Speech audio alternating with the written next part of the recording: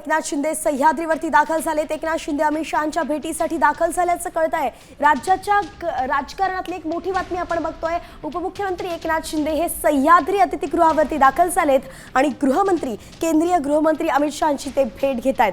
कालपासून खरं तर केंद्रीय गृहमंत्री अमित शहा मुंबईत आहेत, मुंबई दौऱ्यावरती आहेत आणि अशा वेळी त्यांनी काही वेळापूर्वीच तावडेंची भेट घेऊन मराठा आंदोलनासंदर्भातली माहिती जाणून घेतली आणि त्यानंतर आपण बघतोय की एकनाथ शिंदे ही आता अमित शहांच्या भेटीसाठी दाखल झालेत। सह्याद्री अतिथीगृहाबाहेरची ही सगळी दृश्य आपण बघतोय। गणेश गवडे आपले प्रतिनिधी आपल्यासोबत जोडले गेलेत। गणेश, नेमकं या भेटीमध्ये महत्त्वाचा मुद्दा काय असू शकतो?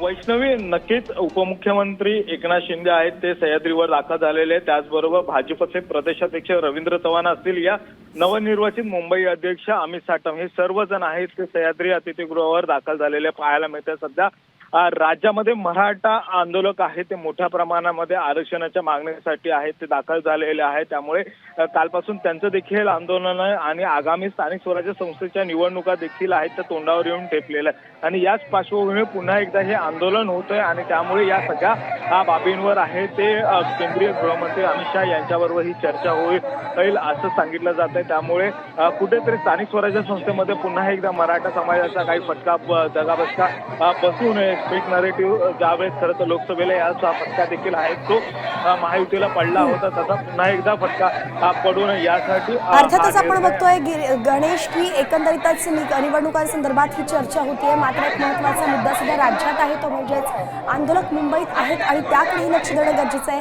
या संदर्भात उपमुख्यमंत्र्यांसोबत काही चर्चा करतायत का अमित शहा, हे देखील पाहणं महत्त्वाचं असेल।